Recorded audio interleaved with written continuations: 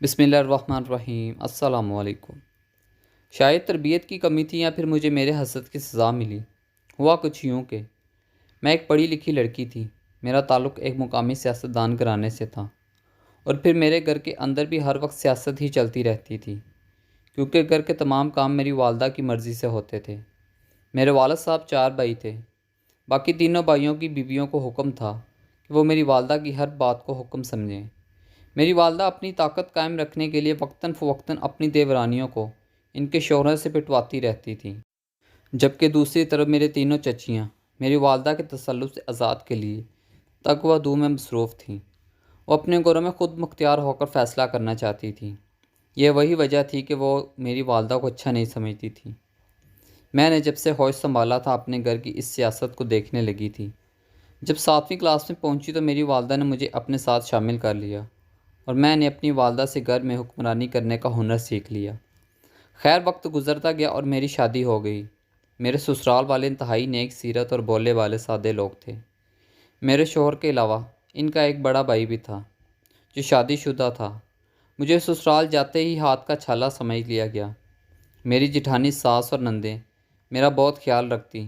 میری جٹھانی انتہائی سادہ لو اور ان پڑھ تھی۔ میں نے بھی والدہ کی طرح گھر میں حکمرانی کرنے کے لیے سیاست شروع کر دی۔ شروع کے دنوں میں مجھے کوئی خاص کامیابی نہ ملی۔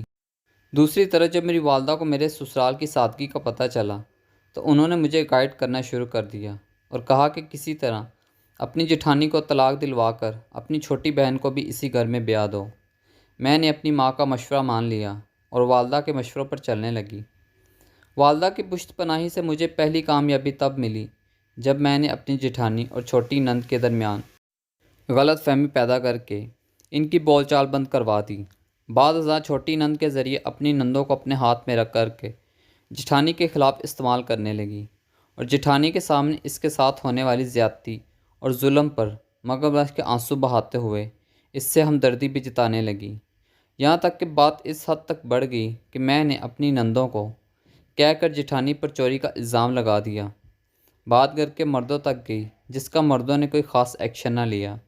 البتہ میری دیورانی کی پوزیشن مشکوک ضرور ہو گئی۔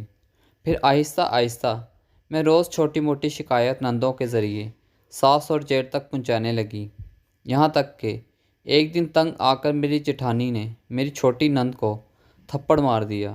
جب یہ بات میرے جیٹھ کو پتہ چلی تو اس نے بنا تحقیق کے میری جٹھانی کو تھپڑ مار دیا، اور یوں وقت گزرتے گزرتے گھر کے حالات خراب ہوتے گئے۔ میری جٹھانی سے ہمدردی سب کو ختم ہو گئی تو میں نے آخری چال چلی اور اسی چھوٹی نند کے ذریعے اس پر بد چلن ہونے کا الزام لگا دیا۔ اس کی گواہ میری نندیں بن گئیں۔ یوں میری جٹھانی کو مار پیٹ کر گھر سے نکال دیا گیا اور طلاق دے دی گئی۔ اس کے بعد میں نے اپنے جیٹھ کا رشتہ اپنی سگی بہن سے کر دیا۔ میری بہن کی شادی سے پہلے ہی میری والدہ چل بسی، اور رخصتی کے بعد جلد ہی والد صاحب بھی گزر گئے۔ اب وقت گزرنے کے ساتھ ساتھ میری نندوں کی شادیاں بھی ہو گئی تھیں، تو گھر میں ہم دونوں بہنوں کا راج ہو گیا۔ مگر اب مجھے اس بات کی فکر ہونے لگی کہ میری اولاد نہیں ہو رہی تھی۔ جو بچہ پیدا ہوتا مر جاتا یا پھر 6 ماہ بعد حمل ضائع ہو جاتا تھا۔ مجھے سسرال کی طرف سے دباؤ نہیں تھا، مگر میں اپنے طور پر پریشان تھی۔ اسی دوران ایک دن میں نے اپنی سگی بہن کو اپنے ہی شوہر کے ساتھ حالت غیر میں دیکھ لیا۔ میرے شوہر اور بہن نے اپنا گناہ چھپانے کے لیے مجھے ہی بد کردار ثابت کر دیا۔ میرے شوہر نے مجھ پر الزام لگایا اور میری سگی بہن نے میرے خلاف گواہی دے دی۔ سگی بہن کی گواہی سے بڑی کیا گواہی ہو سکتی تھی۔ مجھے طلاق ہو گئی اور میں اپنے گھر آ گئی تو مجھے میرے بھائی اور بھابھی نے رکھنے سے انکار کر دیا۔ میں آج کل راولپنڈی کے ایک دارالامان میں رہ رہی ہوں اور اپنے گناہ کے مکافات سے گزر رہی ہوں۔